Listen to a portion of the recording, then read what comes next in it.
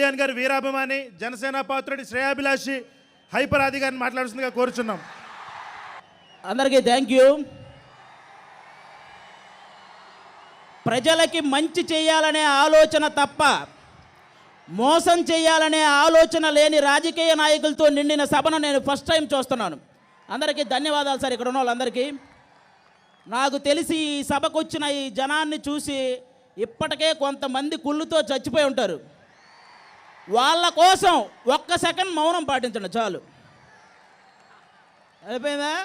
పవన్ కళ్యాణ్ గారు ఈ ప్రపంచంలో ఎలాంటి పదవైనా కొన్ని సంవత్సరాలు కష్టపడితే దక్కుద్ది. కానీ పవన్ కళ్యాణ్ అనే పదవి దక్కించుకోవడం ఎవడి వల్ల కాదు. ఆయన స్థాయి వేరు, ఆ స్థానం వేరు. ఒక సినిమా వాడిగా మాట్లాడడానికి ఇక్కడికి రాలేదు. జనసేన సిద్ధాంతాలు నచ్చి ఆ పార్టీలో నేను కూడా ఒక అభ్యర్థిలాగా మాట్లాడడానికి వచ్చాను ఈరోజు. ఇక్కడికి వచ్చిన ఎవరైనా సరే మందు బాటిళ్ళ మీదో బిర్యానీ ప్యాకెట్ల మీదో ఆశ కలిగి వచ్చిన వాళ్ళు కాదు. వాళ్ళ భవిష్యత్తు మీద భయం కలిగి వచ్చారు. పవన్ కళ్యాణ్ గారి మీద నమ్మకంతో వచ్చారు. మీ నమ్మకాన్ని 100% ఒమ్ము చేయకుండా న్యాయం చేసే బాధ్యత పవన్ కళ్యాణ్ గారిది. ఇక పవన్ కళ్యాణ్ గారిని కామన్గా విమర్శించే కొన్ని మాటలు. 2 చోట్ల ఓడిపోయాడు ఓడిపోయాడు ఓడిపోయాడు ఓడిపోయాడు. అరే, ఓడిపోతేనే ఇంతమంది కష్టాలు తీర్చాడంటే గెలిస్తే వాళ్ళ కష్టం కాంపౌండ్ వాళ్ళు దాటకుండా చూసుకుంటాడు. రికార్డులు కొల్లగొట్టడానికో ఆస్తులు కూడబెట్టడానికో సినిమాలు ఒప్పుకునే వాళ్ళని మీరు చూసుంటారు. కానీ కౌలు రైతుల కష్టాన్ని తీర్చడానికి సినిమా ఒప్పుకున్న హీరో పవన్ కళ్యాణ్ గారు. ఆయన ప్రజెంట్ ఆస్తి ఎంత ఉంటుందో తెలుసా?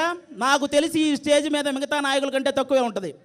ఎందుకంటే వచ్చింది వచ్చినట్టు పంచుకుంటూ వెళ్ళడమే కానీ డబ్బులు పెంచుకుంటూ వెళ్ళే మనస్తత్వం ఆయనకు లేదు. డబ్బు మీద ఆసక్తి లేని వ్యక్తి రాజకీయాల్లోకి వస్తే ప్రభుత్వం నుంచి వచ్చే ప్రతి రూపాయి ప్రజలకే ఖర్చు పెడతాడు. అలాంటి వ్యక్తి గురించి ప్రెస్ మీట్లు పెట్టి బూతులు. ఏమయ్యా, మీకు ఈ శాఖ ఆ శాఖ ఈ శాఖ ఇన్ని పేర్లు ఎందుకు? పవన్ కళ్యాణ్ గారిని తిట్టే శాఖ అని ఒకటి పెట్టుకోండి. పెట్టుకొని కంటిన్యూగా తిట్టండి. శాఖల పరువు తీస్తున్నారు. మీకు మీ శాఖ గురించి ఒక్క 10 నిమిషాలు చెప్పమంటే 10వ సెకండ్లోనే దొరికిపోతారు మీరు. నాకు ఈజీగా తెలుసు అది. వారాహి బండి ఆ యాత్ర ఆపేస్తారంటే ఆయనకి తిక్కరేగితే పాదయాత్ర చేస్తాడు. అప్పుడు ఖచ్చితంగా మీరు కాశీ యాత్రే. అది ఫిక్స్ అవ్వండి. జనాల పక్షాన ఉన్నాడు కాబట్టే జనసేనానిగా ఉన్నాడు. మీరు మరీ ఎక్కువ విసిగిస్తే వీరమల్లు బయటకు వస్తాడు. ఇక మీ ఊహకు ఇంకా ఏం మాట్లాడతారు? ప్యాకేజీ. అరే, పవన్ కళ్యాణ్ అనే వ్యక్తి ప్రేమకు లొంగుతాడు కానీ డబ్బుకు లొంగడరా. మీ ఇష్టం, మీరేమనుకుంటే అది. ఇంకోటి ఏంటి? దత్తపుత్రుడు దత్తపుత్రుడు.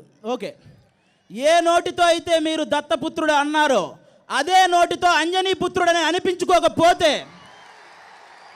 పవన్ కళ్యాణ్ గారు చూడండి, మీరు చూస్తారు. ప్రపంచంలో ప్రతి ఒక్కడు పవన్ కళ్యాణ్ గారి గురించి ఒక మాట అనేసి పాపులర్ అయిపోదామని.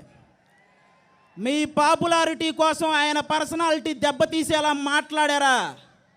ఈసారి జనసేన కొట్టే దెబ్బకు మీ అబ్బ గుర్తొస్తాడు, చూసుకోండి. ఇంకోటేంటి? నిలకడలేని రాజకీయం. మీరేమో బిజినెస్లు చేసుకుంటూ రాజకీయాలు చేయొచ్చు. ఏ బిజినెస్లు లేని ఆయన సినిమాలు చేసుకుంటూ రాజకీయాలు చేయకూడదా? ఎవరిది నిలకడలేని రాజకీయం? టేబుల్ మీద భారతదేశం బొమ్మ పెట్టి టేబుల్ కింద బారెడు చేయి పెట్టి లంచాలు దండుకునే మీది నిలకడలేని రాజకీయం. అభివృద్ధి పనుల గురించి మాట్లాడిన ప్రెస్ బీట్లో అమ్మనాభూతులు తిట్టే మీది నిలకడలేని రాజకీయం. అసలు 151 మంది ఒక్కడి ముందు ఆ నిజాయితీని తట్టుకోలేక భయపడడం రాజకీయం కాదు, తెలుసుకోండి.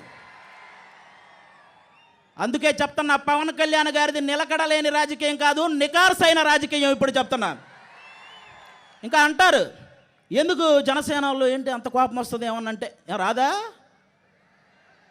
మీ ఇంటికి ఆయన పెళ్ళికి వస్తే మీకు గౌరవంగా ఉంటుంది అనుకునే మీరు ఆయన గౌరవానికి భంగం కలిగించేలా మాట్లాడితే కోపం రాదా? ఆయనతో ఒక్క ఫోటో దిగితే చాలని డోరు దగ్గర నిలబడి లేదు ఆయనే నాతో ఫోటో దిగాడంటే కోపం రాదా? ఆయన హెలికాప్టర్ ఎక్కి వెళ్ళే లోపు ఆయన పక్కన ఏదో ఒక మూల నుంచుంటే పేపర్లో మన ఫోజు కూడా పడిద్దని ఆయన ముందే ఫోజు కొడితే కోపం రాదా? వస్తుంది. ఎస్, ఓటు హక్కు ఉన్న ప్రతి ఒక్కడికి ప్రశ్నించే హక్కు ఉంది. గెలిచిన ప్రతి నాయకుడికి సమాధానం చెప్పాల్సిన అవసరం ఉంది. అలా కాదు నేను గెలిచాను ఎక్కేస్తా తొక్కేస్తా అంటే ఇదిగో ఇలా మనసులో ఉన్నవన్నీ కక్కేస్తా, 2024లో గాజు గ్లాసు మీద నొక్కేస్తా, మీ ఇష్టం. అప్పుడు ఇంకోటి కులపిచ్చి. ఆయన ఒక కులాన్ని వెనకుండి నడిపే వ్యక్తి కాదు, అన్ని కులాలని ముందుండి నడిపించాలనుకునే వ్యక్తి. నన్ను కన్న నా తల్లి మీద ఒట్టేసి చెప్తున్నా, అలాంటి నిజాయితీ గల నిస్వార్థం కల నీతివంతుడైన రాజకీయ నాయకుడిని మళ్ళీ మీరు చూడలేరు. నన్ను కన్న నా కన్న తల్లి మీద ఒట్టు, నేను దగ్గరగా చూశాను. కులపిచ్చి నాకు తెలిసి ఈ ఏరియా వాళ్ళకే కులపిచ్చి లేదనుకుంటా. ఎందుకంటే ఇందాక ఎవరినో మీది ఏ కులం అంటే శ్రీకాకుళం అన్నారు. చాలు, మీ దగ్గర అయినా ఆ కులపిచ్చి లేదు. ఇంక ఇక్కడ కూర్చున్న నాగేంద్ర బాబు గారు, రామ లక్ష్మణుల లాంటి అన్నదమ్ములకి ఎవడైనా తప్పుగా మాట్లాడితే అడ్డు నిలబడే ఆంజనేయుడే మా నాగబాబు గారు. ఒక్కసారి ఆయనకి లా గురించి చాలా బాగా తెలిసి ఎవడైనా డిస్కషన్లో కూర్చుంటే వాడు ఏ పార్టీ వాడైనా జనసేన పార్టీలోకి మారిపోతాడు, అంత సబ్జెక్ట్ ఉంది ఆయన దగ్గర. నాదెండ్ల మనోహర్ గారు, ఆయన స్పీకర్గా చేశాడు, మీ అందరికీ తెలుసు. ఆయన కూర్చోమంటే సీఎం అయినా కూర్చునేవాడు, లేవమంటే సీఎం అయినా లేవాలి. అలాంటి రాజకీయ పండితుడు పవన్ కళ్యాణ్ గారి పక్కన ఉన్నాడంటే ఆయన నిజాయితీని గమనించండి ఒకసారి. పవన్ కళ్యాణ్ గారి నిజాయితీని గమనించండి. ఇక కార్యకర్తలు, వైసీపీ కార్యకర్తలైనా టీడీపీ కార్యకర్తలైనా జనసేన కార్యకర్తలైనా మీరందరూ కూడా మీరు గొడవ పడకండి నాయకుల గురించి. ఎందుకంటే రేపొద్దున మీకు ఏదైనా అయితే ఒక ఓటు పోయిందని బాధపడే నీచమైన రాజకీయం కంటే ఒక ప్రాణం పోయిందని బాధపడే పవన్ కళ్యాణ్ గారు లాంటి రాజకీయాన్ని